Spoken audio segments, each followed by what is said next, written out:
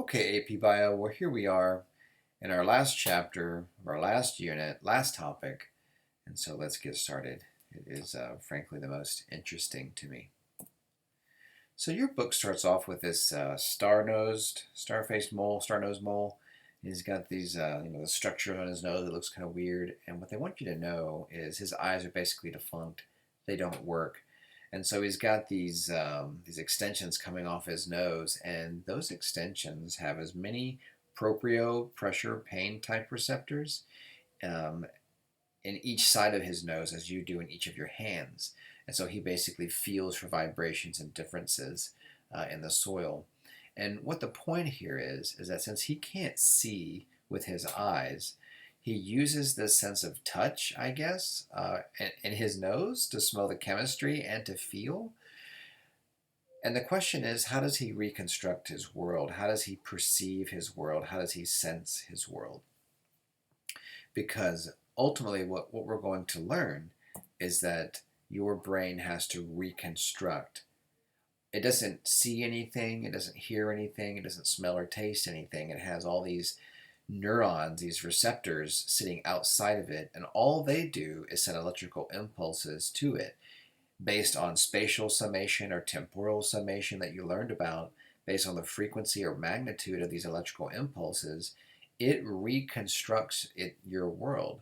So basically, what you're experiencing right now is the highest form of VR that you can think of, literally. And if you process that, if you ponder that long enough, it becomes a very strange idea.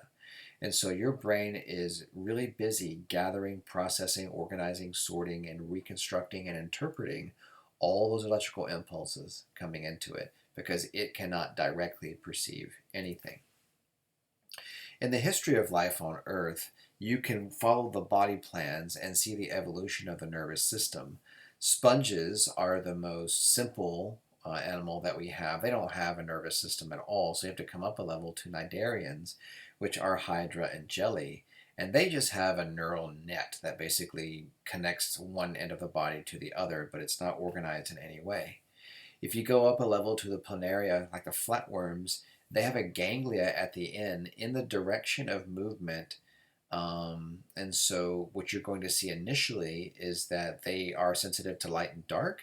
So, the beginnings of the most simple nervous systems have to do with where to orient the direction of movement. And then if you move up a level to arthropods, they also have a ganglia, but then they'll have these nodes, these ganglia throughout the body for each segment. And they have to be coordinated between these bundles to make something like a grasshopper jump, a dragonfly fly.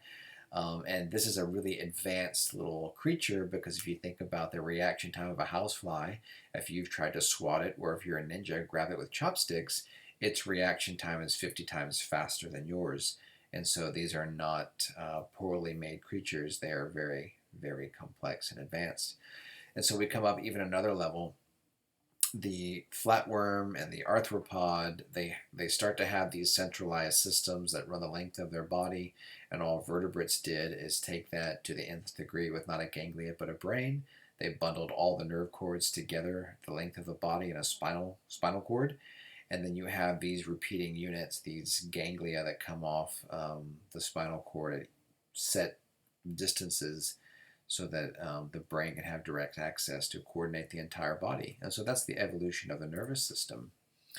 And so basically, prokaryotes started the process, little bitty bacteria, they kind of use their whole body as a sensory neuron, which is a weird thought, but they can't coordinate like we can. So the hydras and jellies are the first ones with this nerve net, and they're basically just a swimming stomach. And then after that, like I said, we start bundling things together and make them more organized because the bodies get bigger, and especially once you get a bilateral system of a right and a left, you have to coordinate the right and the left with the front and the back. And that is a problem that had to be solved. And so that was done by organizing the nerves in a certain way rather than just spreading them throughout the entire body. And that was accomplished first by the arthropods. Now they kind of set us up. They have these centralized ganglia throughout the body. So, as I said, once you get to vertebrates, things like us, we took that idea and just made a consistent structure from head to tail, basically. And then from that, we have a different system called the peripheral nervous system. So you have organization, and then you have sensory input from the two systems in the body that work as one. I didn't know if you ever thought about the fact that you have two nervous systems. Sometimes your body dictates what it needs to the brain. Sometimes your brain tells the body what to do, but it is a conversation, and I think you'll understand that if you think about it. So another level of complexity that happens with cephalization, where you put a head. And what that means is you put a structure in the direction of movement, and you bundle all of the main receptors needed for movement and for feeding in one spot, and you organize those with a collection of nerves that will be called a ganglia that then becomes a brain. And so, welcome to the evolution and development of the nervous system. This chapter shows off how complex this can be from small to big. So there's this issue that the nervous system is disconnected from the circulatory system, and to compensate for that, to overcome that, you have to have a number of support systems in place, like the Schwann cells, the glial cells. And when we come to something as complex as your brain, there's a blood-brain barrier where your brain is completely disconnected from the circulatory system, which you learned about when you watched that video on sleep. And so this chapter shows off how complex this can be, and the fact that it works and works so well should be a level of awe or wonder for you, because we don't really notice it until things go wrong. So for something like us, and this is what we're focusing on as us, we're going to start with the spinal cord. And actually, we're not going to start with the brain yet. We're going to start with the spinal cord, because this is actually almost like a second brain. It runs so many of the systems behind the scenes. It conveys information from the body, from the sensory input to the brain, and it can act independently. And an easy example of that is if you put your hand on a hot stove. You don't sit there and ponder and think about, geez, what should I do and what's the temperature? Your hand usually comes off before you even notice the pain. And so that may be odd for you to think about, that you have two brains, that the spinal cord can act independently of your conscious self. So there you are. No new surprise here of what it looks like. And it actually runs down below the hips, but I didn't think you'd want to see a cartoon man's butt on a large slide. But there you go. Your video that you watched talked about the cerebrospinal fluid, and throughout not only in your brain but in your entire spinal cord, you have these fluid-filled spaces where the exchange happens between getting rid of waste and getting nutrients. But there is a barrier, and it's almost like you're at a market where they swap, but there's no direct contact. And this makes it serious and dangerous, and important to understand how some chemicals, some drugs, like methamphetamines, they break down the blood-brain barrier, which makes them A, so powerful, and B, so toxic. And so this system is set up to regulate and slow the process of the brain being affected by outside environmental things, but it also creates a challenge to keep it clean and to get rid of wastes. So this weird graphic just shows you how the system breaks down. So in the light yellow, you have central nervous system. In the dark orange, you have peripheral. But then you have afferent and efferent, which that's that same bit of language that you learn between affect and effect. But basically, afferent neurons carry input from the body to the brain, and efferent neurons carry a stimulus from the brain to the body to force an action to take place. So the peripheral nervous system brings information to the central, which then has to process that in an internal environment, and then it's going to send a signal back to the peripheral nervous system to create an effect, an action, a stimulus, or something like that away from the central nervous system. So once that has happened, you have two things that take place. You can have the basically skeletal muscles, the motor systems, and those can be voluntary or involuntary, such as in a reaction or if you decide to run versus walk. Whereas then you also have the autonomic system, which runs your digestive tract, your breathing. It's generally involuntary, though you can try and hold your breath.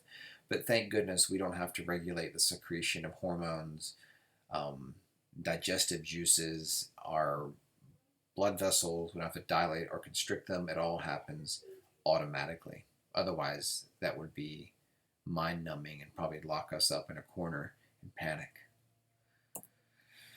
And so the autonomic nervous system basically has the fight or flight or rest and digest response, and it controls digestive, yes, but it can also control that stress response, which is what I'm talking about here. And this is generally outside of our control. If it's going to happen, it happens. One of the things you can do if you feel the fight or flight is just note it, kind of just put a thumb on it, just touch it, and try not to respond to it unless you actually do need to fight or run away. Then please do that. The other one is the rest and digest. And what is amazing about this, and as it relates to education, is a lot of our education, unfortunately, is built on fight or flight. And it's been long understood that you learn best when you can rest and digest. So there's your brain, and we would have dissected one by now. So your brain has 100 billion neurons. That is more than my brain can comprehend in terms of numbers. But this is a massive, sophisticated parallel processor, and I'll put up a video about that tomorrow. But it is organized into circuits. If we were there and we were cutting one open, and I'll probably have a video for you about that, you would see it as kind of all one thing, but you would start to notice that it is divided up into compartments, and these compartments are used for different things. The first thing you would notice physically is that there's gray matter and white matter. You would see these two different colors, and the white matter is white. It looks fatty because it's covered in that myelination, heavily insulated, whereas the gray matter is very dense, and it has all of the support cells as well as the actual nerves themselves, the interneurons. So this is the anatomy part. We would have actually got to see a brain, and I'll try and put a video of that up for you. What's amazing about our species is if you look at an early embryo at 1 month, there is no cerebrum there whatsoever.